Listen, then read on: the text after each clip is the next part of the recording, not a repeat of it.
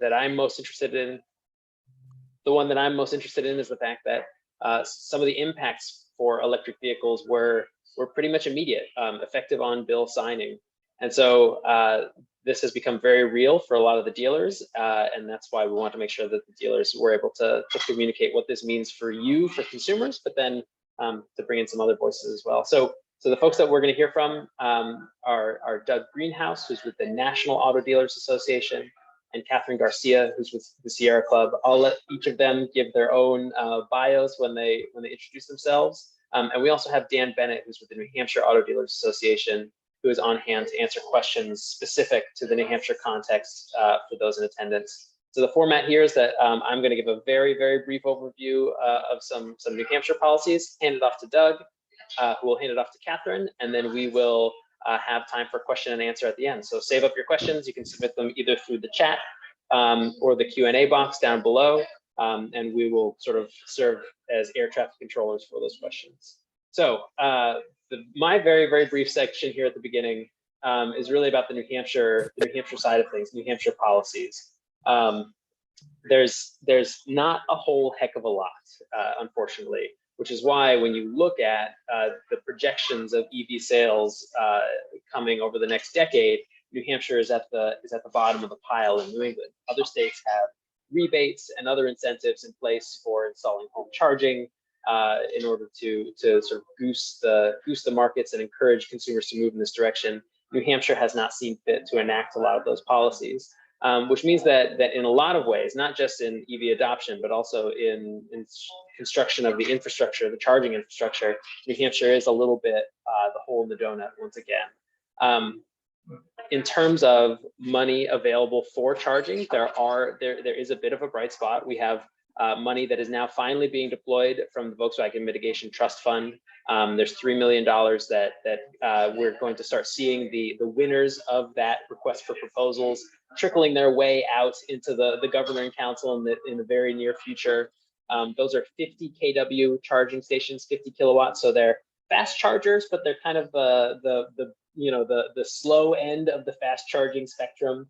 And that $3 million is being bolstered by a $2 million Eversource Make Ready proposal that was sort of approved by the New Hampshire Public Utilities Commission.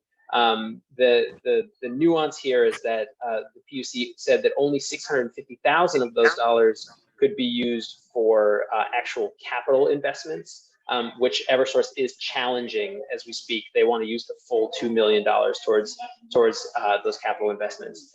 Unitil had a very exciting and a path-setting $4 million proposal that the Public Utilities Commission denied.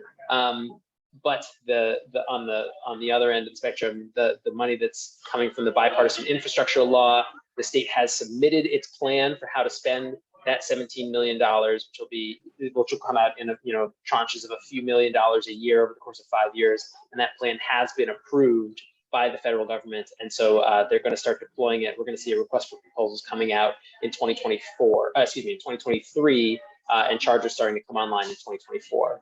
So that's what's happening here locally, and I think with all of that in mind, it's really exciting to see the Inflation Reduction Act getting passed, because while it in the near term is a bill that is a mixed bag for the dealers, what I hope that we'll see is that in the long term, it's something that will start to drive more adoption of electric vehicles, which is what we're going to hear from the panelists right now. So Doug, I'm going to hand it off to you, and I'm going to put myself on mute and take it away.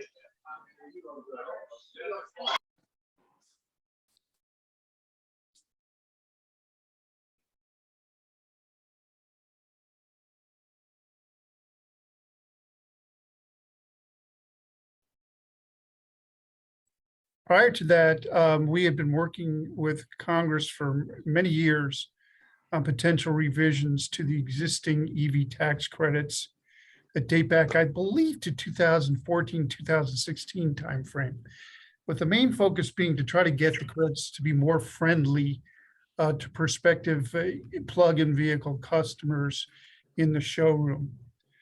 Now, in the end, the EV tax credits resulted largely from a closed-door set of negotiations that were necessary to get the legislation over the goal line.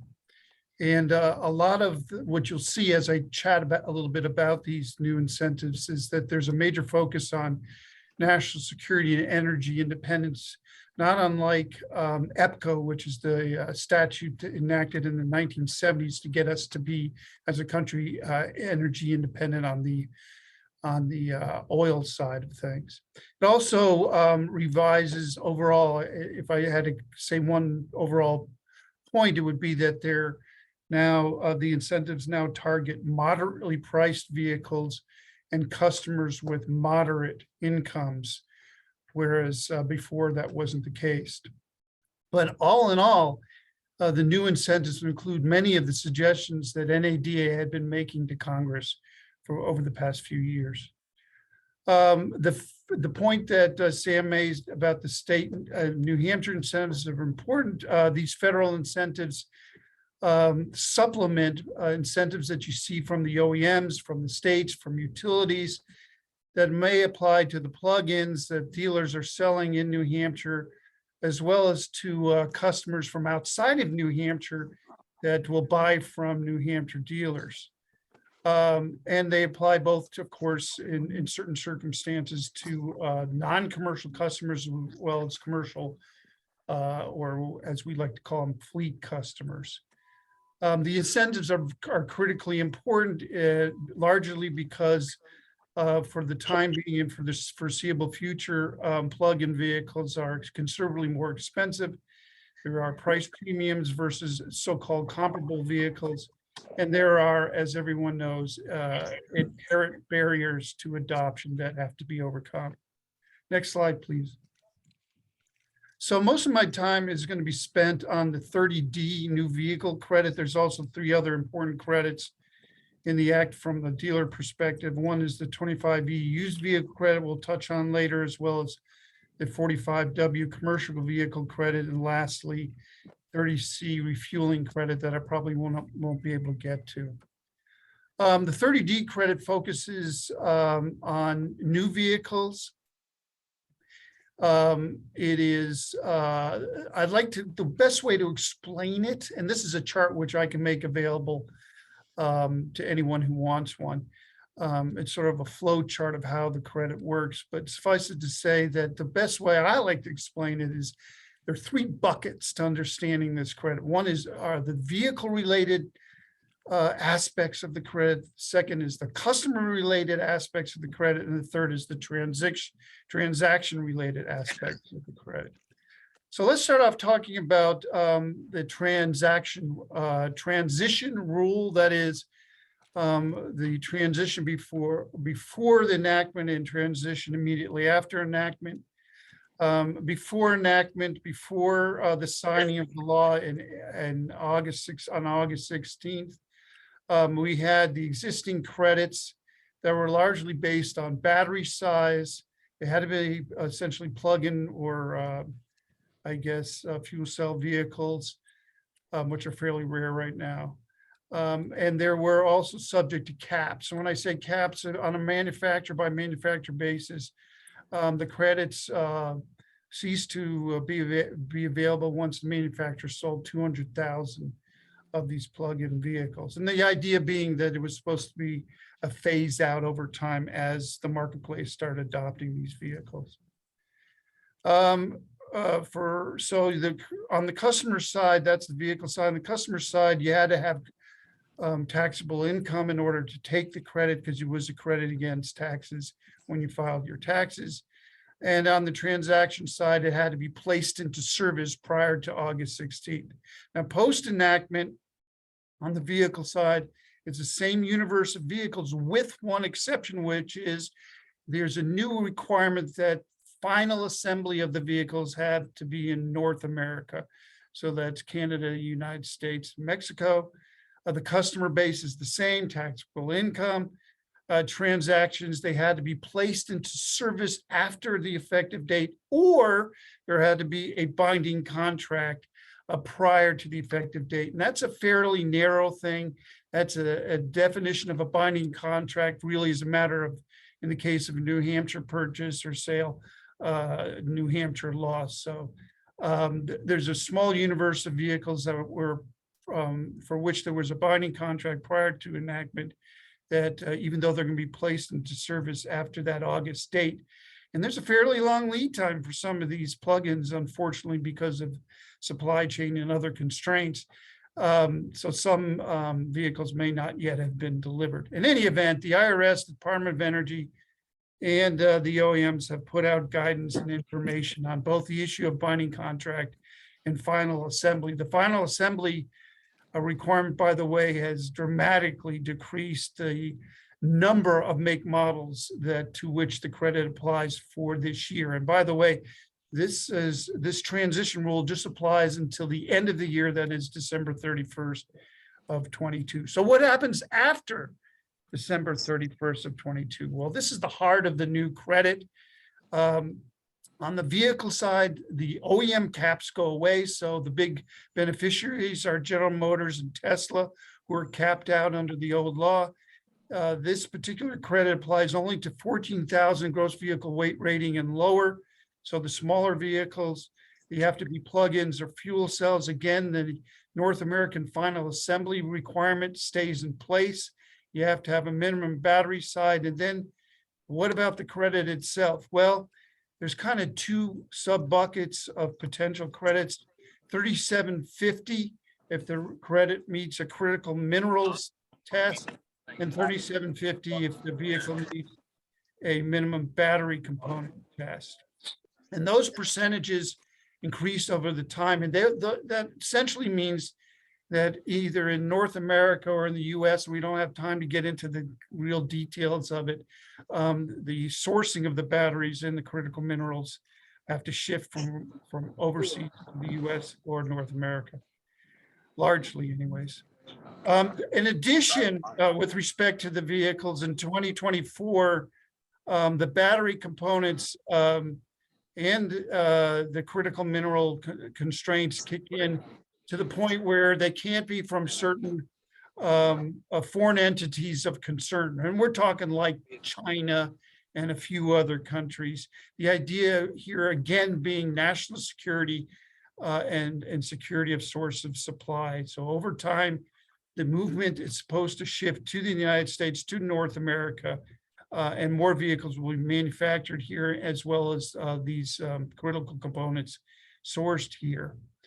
We're going to have to rely on OEM data. They are working feverishly with their suppliers to try to understand how to come up with a system to identify, because it is not easy to know where this stuff comes from, even for our tier one supplier, and it changes over time. So stay tuned on that. On the customer side, there are 3 caps based on modified adjusted gross income. 300,000 for married filing jointly, 225 for head of household, and 150 for single. This is sort of, again, the idea being that we're not going to give these credits away to folks who don't need these credits, but rather to try to bring down the eligibility to more moderate income levels. On the transaction side, they have to be placed in service after the effective date, which I said is 12/31/2022. There are 2 caps on the vehicle itself, $80,000 cap on CUVs and SUVs and pickup trucks. That is the larger, physically larger and typically more expensive vehicles, and $55,000 caps. When I say caps, I'm talking about MSRP. That's the manufacturer's suggested retail price. In any event, those caps, again, are try to allocate the incentives to folks that are buying more moderately priced vehicles, as opposed to the very expensive, higher priced EVs that we've seen in the marketplace so far. The selling dealer, very importantly, from our perspective, the selling dealer must apply to both the customer and to the IRS a form that details a number of different items, and I'm not going to go into those right now. Suffice it to say, we're working very closely with the IRS to get them to produce and make available that form before the end of the year. Now, a year after that, in 12/31/23, another new requirement kicks in, which is very favorable for prospective purchasers. And what this does is allow the credit, which I said normally depends on being claimed by the taxpayer when they file their taxes, to be transferred to the point of sale so that you get it up front, so not unlike an OEM credit, or excuse me, or incentive. It'll be much more favorable to a prospective purchaser. They won't have to wait until they file their taxes to get, they still will have to have taxable income. They still will have to know exactly what credit applies to their vehicle, but the IRS is going to set up a portal, set up a registration process so the dealers can actively work to get the credit to apply to the deal upfront, and then work with the IRS to get reimbursed for fronting that credit during the deal. Let me just say that we're working again with the IRS to try to get this portal process set up so that, again, it's a seamless process when 12/31/23 comes around. Next and last slide, please. Let me just briefly mention the other credits. The 25E is a used vehicle credit. Lots of open questions on this one. The vehicle, again, vehicle first. The vehicle has to be 14,000 gross vehicle weight rating or less, or under 14,000 actually. Have to be plug-ins of a minimum battery size. They have to be 2 model years old or older, which is an attempt, I think, on part of Congress to avoid stacking of credits. There are constraints on the customer. In this case, a lower modified adjusted gross income, 150, 112.5, and 75 for the same categories I mentioned earlier. And of course, it looks like the customer has to have taxable income. In the transaction side, 25,000 maximum selling price. We're not exactly sure what selling price means, but the IRS will get us some guidance on that. And then the credit itself is a max of $4,000 per vehicle, or 25% of the selling price, whichever is less. There can only be one credit, one used vehicle credit per vehicle on the first transaction on resale. Of course, there could have been a new vehicle credit 2 years down the 2 years before. But as far as the first used vehicle credit, there's only going to be one. How a dealer is supposed to identify whether or not there's been a credit previously taken is not clear. Again, we're going to work with the IRS to establish a database, easy to look up database where probably by VIN, dealer can figure out whether or not the credit has been taken previously. And again, on 12/31/23, the ability of the dealer to place the value of the credit on the deal will be available. And then lastly, the section 45W commercial vehicle credit. There's 2 buckets of vehicles here, the under 14,000 and the over 14,000, smaller vehicles, larger vehicles. The customer has to be a business customer, that is, they're subject to being able to take depreciation on the asset. They will have to have taxable income. On the transaction side, the max credit for the smaller vehicles are $7,500. On the larger vehicles, it's $40,000.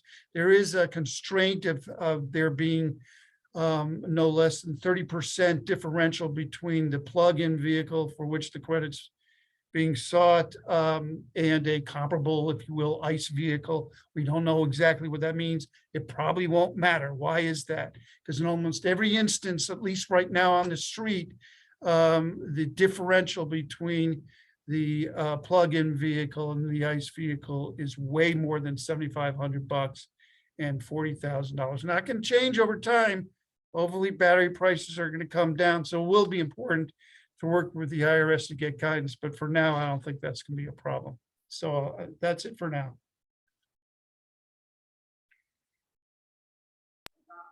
Thank you, Doug. Hopefully, folks have got some good questions out of that. We're going to hold them, I think, until, well, actually, we do have one in the Q&A already. Sure.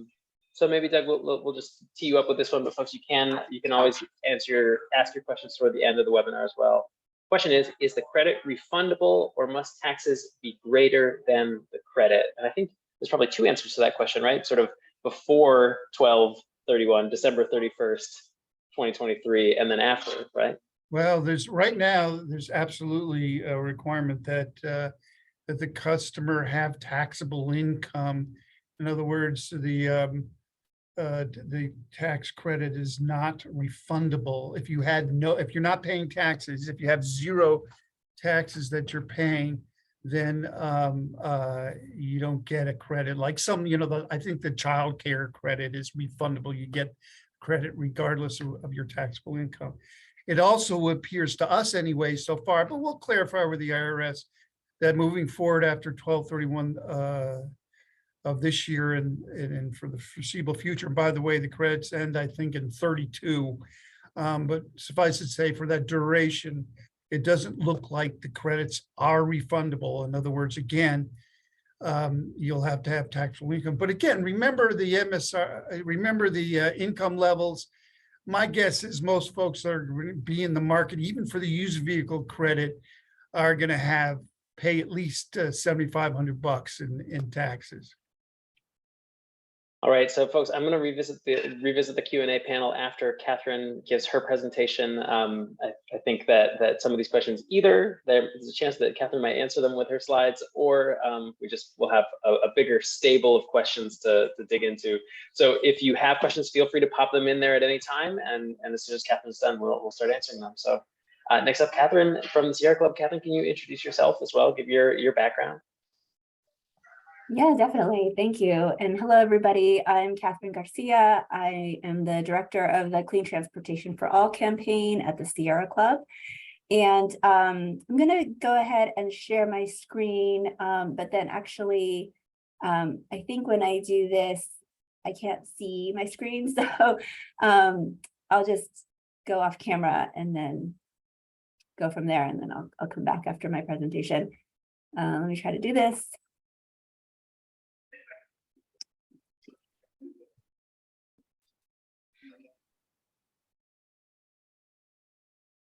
This is where I should have had some jokes queued up to fill the momentary spaces in between as people.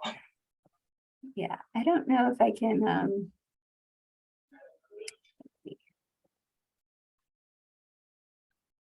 Great, that looks perfect. Great. Okay, great. So again, I'm Catherine Garcia. I lead the Clean Transportation for All campaign. And our campaign, our primary long-term goal is really the decarbonation of transportation in order to reduce greenhouse gas pollution, improve public health, expand access to affordable and pollution-free transportation choices, and to do so in a manner that really makes sure that workers in the vehicle manufacturing industry are not left behind. And so for us, workforce development as we move into the clean energy economy is super important. And our advocacy is focused on electrifying transportation and also reducing car trips. I always need to mention the importance of investing in public transit and rail and bike infrastructure. But for Americans that choose to drive or have to drive, it's imperative that we make it as easy as possible to drive an electric vehicle. Just want to start out by saying the Inflation Reduction Act marks the largest investment of federal money ever for the electric vehicle industry. And it was great to hear about the incentives on light duty vehicles. I also want to highlight that this incredible piece of legislation really helps us to incentivize purchases of trucks and buses as well. So we're really interested in transitioning to medium and heavy duty vehicles and also encouraging more production of all types of electric vehicles here in the United States. And that's really meant to jumpstart US manufacturing, which means more American jobs. So in terms of my highlights, we're going to start by electrifying the US Postal Service. This provision includes $3 billion for the US Postal Service to electrify about 35% of the total USPS fleet. The Sierra Club is very engaged on advocacy, ensuring that all of the U.S. Postal Service is electrified because of the short distances and that the vehicles run on a daily basis, and also that they have a central hub after they're done delivering mail. And so this was a really strong aspect for us, really positive impact for us in our campaign to electrify the U.S. Postal Service. Then I want to talk a little bit about the Advanced Technology Vehicle Manufacturing Incentive. This is $3 billion, a loan program for expanding or establishing low or zero emission vehicle manufacturing facilities. And so extremely important for investing in this workforce that's moving us into the clean energy economy. Also, in terms of fleet electrification, so this is specifically for light duty commercial vehicles, and it's a 30% tax credit up to $7,500. And then we get into zero emission commercial vehicles that are medium and heavy duty commercial vehicles. And it also offers, so this is all types of trucks and buses, and also related workforce training and charging infrastructure. Another big part of the Sierra Club campaign is working on advocacy around electrifying port equipment. There is an urgent need to invest in American ports, and this campaign is extremely important for addressing air quality issues and also addressing environmental justice concerns. So this $3 billion in grants will help reduce toxic air pollution at ports. And here you can see a couple of examples of new electric trucks that are used in ports. And we talked a little bit about this, but I did want to highlight this picture. This was from this month's National Drive Electric Week in New Hampshire. And we talked a little bit already about the tax credit, but what's exciting also is that for the first time ever, this is the IRA is going to have a used EV tax credit. And so we're excited for folks to take advantage of that. And then one statistic here is that folks are 3 times more likely to buy a used vehicle as opposed to a new vehicle. And so we think that that's really going to help bolster the secondary market for electric vehicles. And then just one note here, obviously we're talking a lot about electric vehicles, but one thing that is interesting is, if you have a building and if you have a business and you own your building and you're thinking about installing rooftop solar, you may want to consider also installing charging infrastructure because there is provisions in the IRA to support both solar panels and EV charging. And then if you own a home and you're thinking about getting an electric vehicle, it's like the perfect opportunity to consider getting solar panels as well, or vice versa. And so I just wanted to highlight the overall broader benefits to the Inflation Reduction Act, as we can see here in this particular graphic. So I will stop there. Well, great. And this is perfect because this is exactly what I was hoping, is that there'd be lots of time for Q&A. I think my instinct with these webinars is that there's a lot of appetite to understand operationally how this all is going to work, and the Q&A box I think is confirming that instinct. So so both Catherine and Doug, and then I'd like to invite Dan Bennett to jump in on these questions at all as well. So Kelly Shin asks, what is the credit for individuals or businesses in section 30C? She says, I think that's the section for installing charging stations. Does anyone know the answer to that question?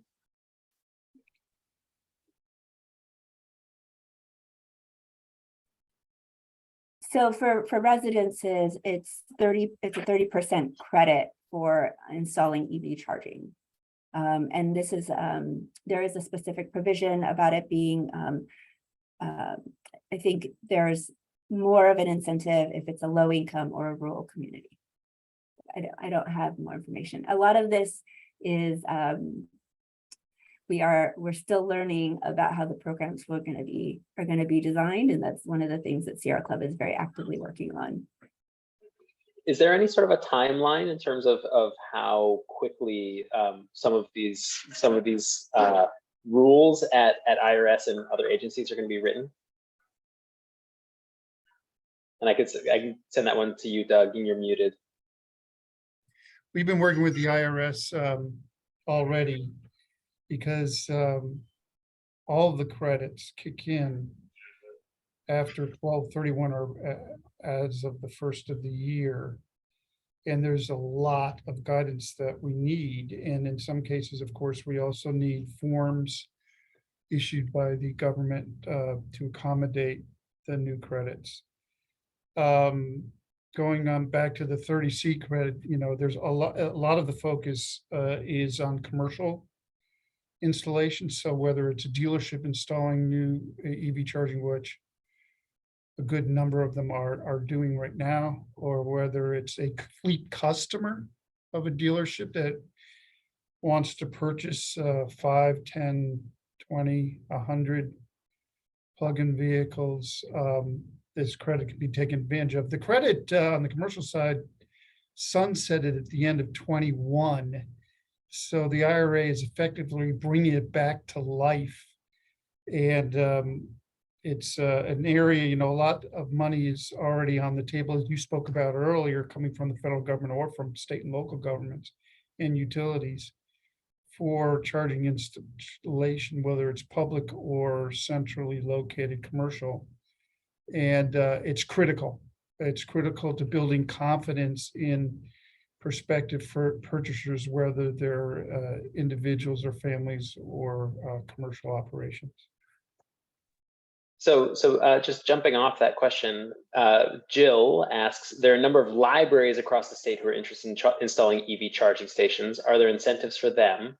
Direct pay is one of the big deals in the IRA, right? Which is that certain qualified entities, municipalities, tribes, nonprofits can all receive direct pay instead of having, because they don't have tax liability. Is that hold true for the EV charging as well?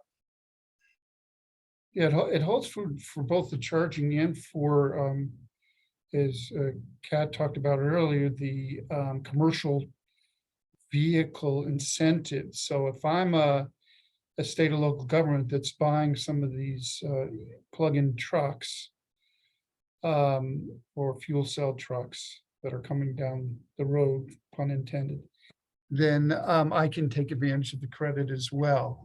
So the law does allow for that, for both charging and for vehicle incentives. Anything to add to that, Kat? Excuse me, Kat. I don't know if it's Kat. If you go by Kat, I go by Kat also. Yeah. Yeah, Doug, you're absolutely right, and it's just really exciting moment, and then just thinking about the decarbonization holistically. Libraries would be able to install solar as well, and that's just a real game changer for reducing emissions. This is something I have said when the media has reached out to me asking about this.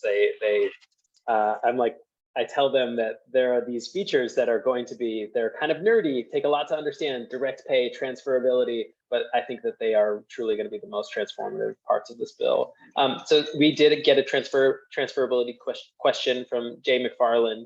How about transferability? Will the credits possibly be turned into rebates? How could that impact transactions? Doug, you talked about this a bit. Maybe you could dig into that question. Can the dealers turn these tax credits into rebates, or as Dan Bennett has said, cash on the hood of a car?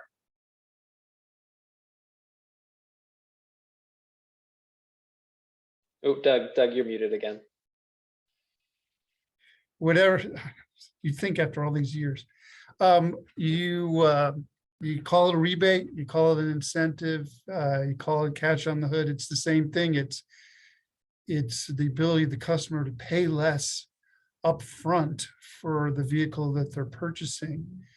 And so that's exactly what it is, effective, like I said, after 12/31/22 with the new year. Then once the system's set up, the dealer will be able to apply it to the deal as a rebate, reduce the selling price of the vehicle, and then get the money back through this portal that the IRS has to set up from the IRS in fairly short order. It's not going to be one of these deals. In fact, they'll probably get it quicker from the IRS if things are set up correctly than they do from the captive finance companies or other sources of rebates that they apply every single day. And if I could add to that, we know from past history that incentives in the New Hampshire marketplace work. When you all remember cash for clunkers under the Obama administration, New Hampshire had the highest take rate per capita nationwide. So call it, thrifty Yankees or, but the carrot, the incentive certainly works. And we're very, very excited about this, about being through the IRA being added into the marketplace, because it's something we've long spoken about, hoped for, and wished for. So I see questions from Jenny, I think, that have been answered here. That those direct pay credits, those really do address those questions you have there, Jenny. And I guess the one thing I was not aware of, actually, Doug, until you just said this, was that I did not realize that transferability didn't kick in until the end of 2023. I had thought that was something that was going to be, no, am I getting that wrong? End of 22. So in End of 22. Yeah, so we have to wait another year. We've got the credits kicking in. I see. The customer, and think of it this way, it's all cash flow. So the customer will get the credit if he or she has a taxable income come time when they file their subsequent tax return filing after their purchase.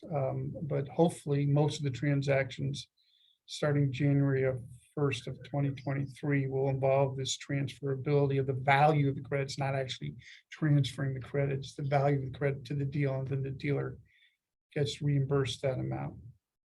Gotcha. In the interim, is the tax credit for those who do have a federal tax liability but not necessarily enough? Can that tax credit be rolled over into the following year, or is it just for 1 year?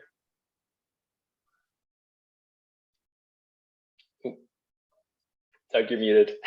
The IRS will have to weigh in on that. I don't know if there are credits, as we all know, that do roll over from year to year if you don't use them up in the first year, but I'm not sure if that's going to be the case with these credits. The IRS can clarify that. All right.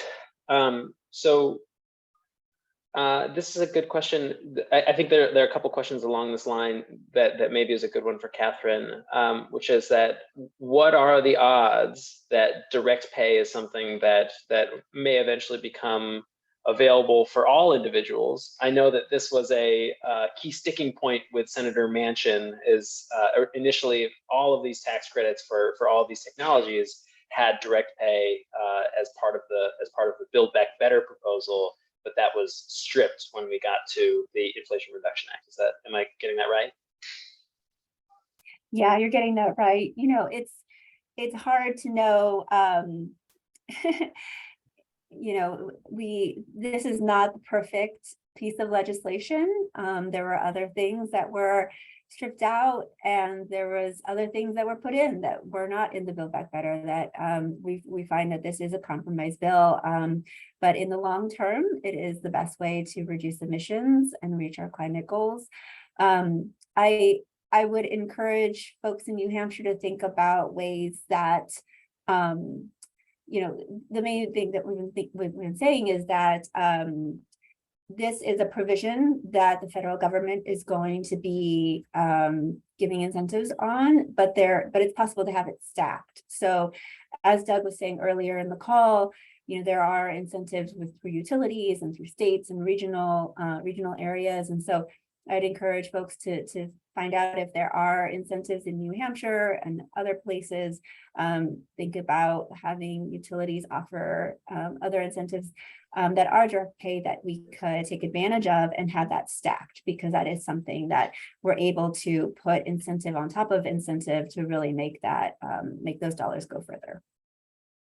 So Catherine, this might be a question for you as well. How is rural communities defined for purposes of eligibility? We might not know the answer, but might it be similar to how the USDA defines a rural community? That really depends once we see the guidance. Unfortunately, we haven't seen the guidance for that in particular.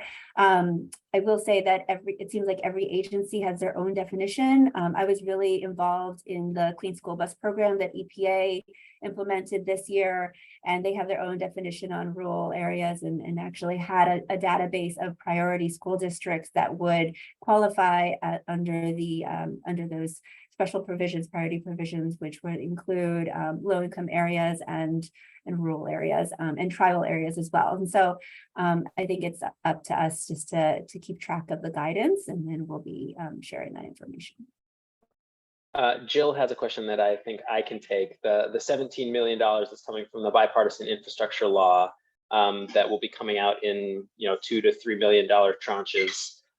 That could charging facilities at libraries be eligible for that money as well? That money is flowing through the National Electric Vehicle NEVI, National Electric Vehicle Infrastructure Program. And it's very tightly circumscribed as to how that money can be used. It has to be next to a state designated EV corridor, and it has to be less than a mile off of that corridor. So you can go to New Hampshire DES to find the New Hampshire map. It's a lot of the roads that you might expect. It's the big roads, but there are a lot of them. New Hampshire did a good job of getting a lot of roads designated as EV corridors. So if the library is close enough to that corridor, you could apply for bipartisan infrastructure law money, but you'd have to find the match, right? So it's an 80-20. So you'd have to pay for 20% of the installed cost, and you're also on the hook for demand charges and the cost of the energy itself, which can be pretty expensive. That's actually one of the local energy policy issues that we need to sort out, is how do we handle demand charges, particularly for EV charging. So stay tuned. That's something that Clean Energy New Hampshire works on very actively. Another question from Jay. Jay, so Doug, Jay is a local auto dealer owner. He owns a couple dealerships out on the seacoast.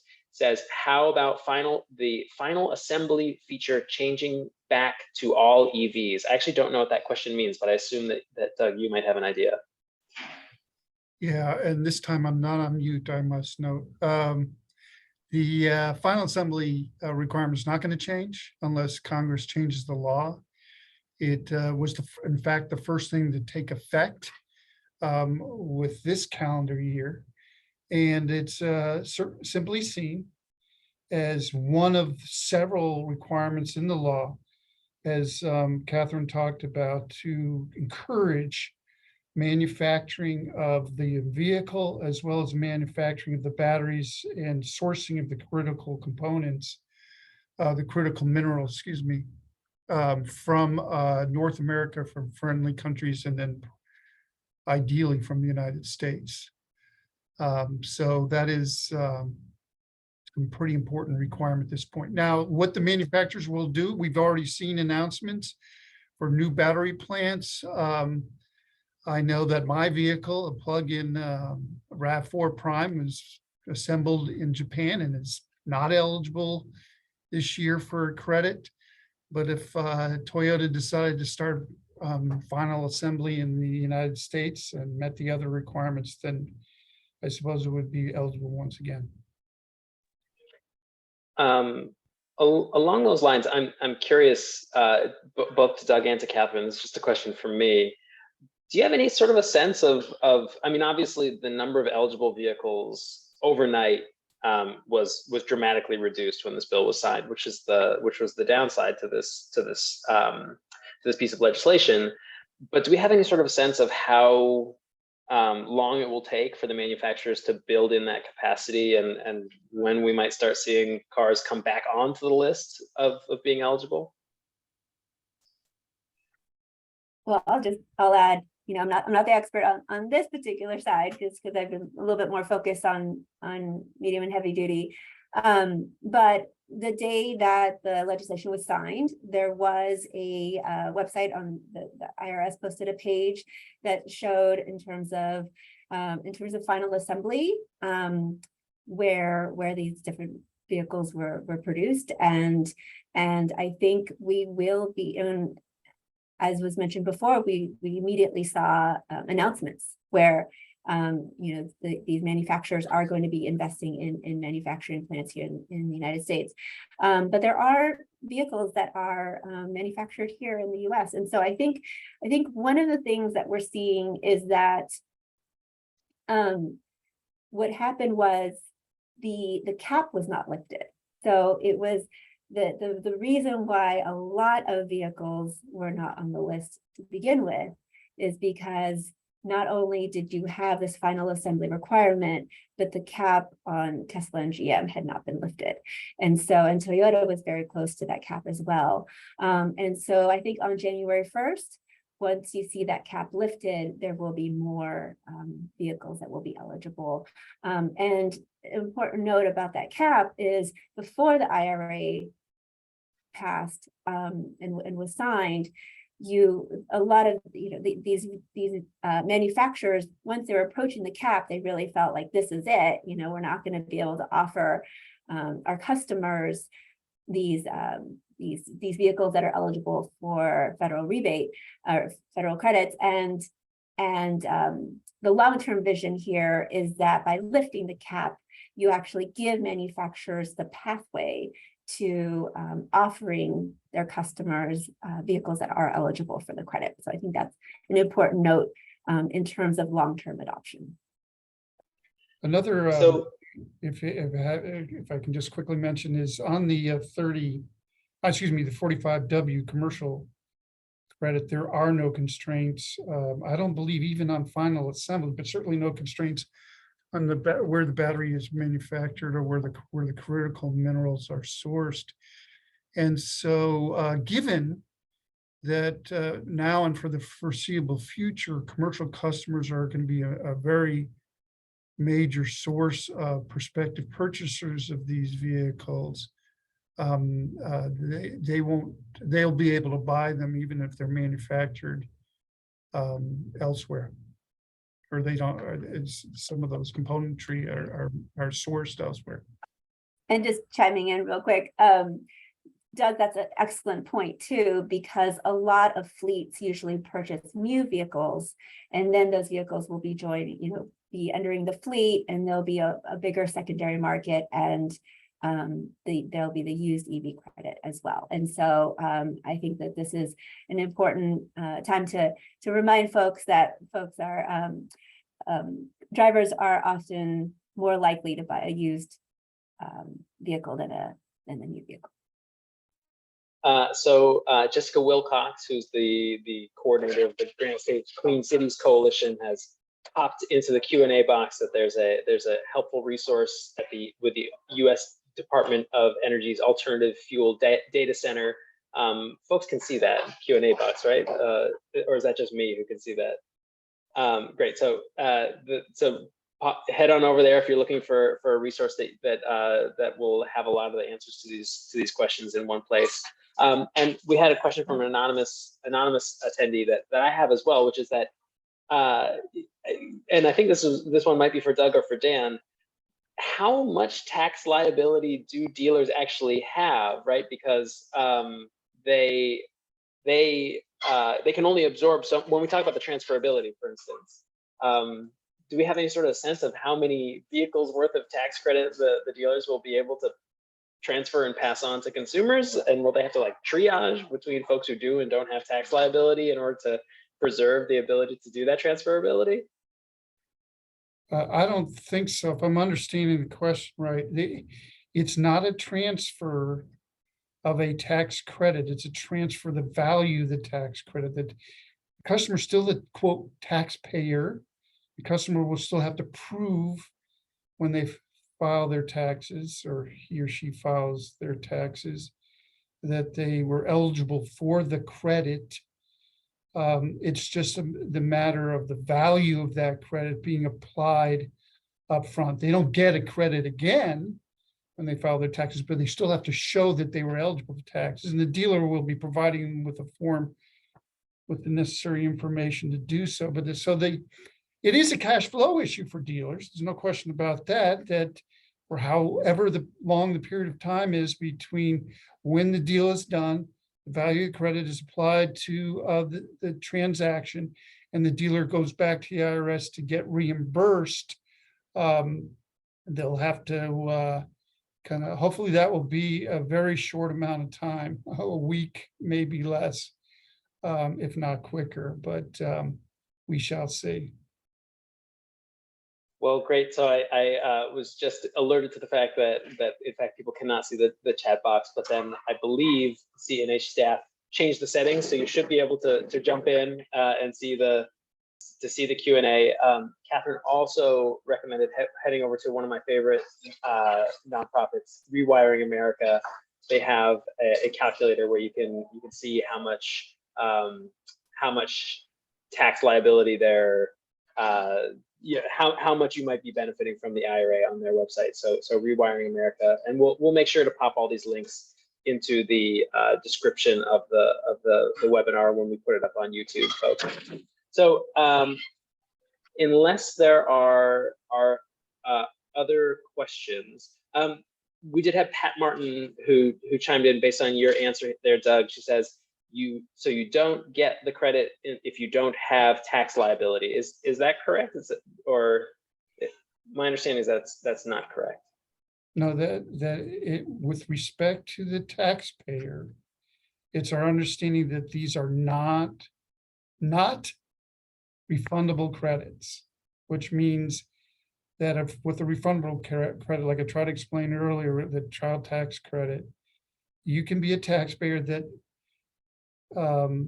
files a tax return simply to get the credit because you literally did not make any money that year, or that's the extreme scenario, or you made so little money that you didn't pay any taxes. When I say pay taxes, remember, it's not just that you owe taxes at the end of the year. If you pay taxes during the year because it was withdrawn from your paycheck, or you're making deposits, that's still paying taxes, and it gets reconciled on your return. So it's not that you have to owe taxes at the end of the year and to get a credit. You just have to have paid, at least in the case of a full $7,500 credit. Hopefully that'll be most cases, that you'll have paid at least $7,500. Now the IRS can say otherwise. They might interpret the law as saying they are refundable tax credits. But remember too, again, what Catherine mentioned, 3/4 of the purchasers of motor vehicles in any given year, 3/4 of the vehicles that are registered with the state of New Hampshire Department of Motor Vehicles are used vehicles. Most people can't afford or otherwise do not buy new vehicles. So these credits are off the table for most individuals and households in New Hampshire and in every other state. It's the used vehicle tax credit they're going to want to be looking at. And in there, we're talking about $4,000. So you only have to have $4,000. You only have to have paid or owe $4,000 in taxes for that year. Great. Okay. Well, thank you for that explanation. Obviously, this is what happens when you set your nation's energy policy in the tax code, as opposed to doing it another way.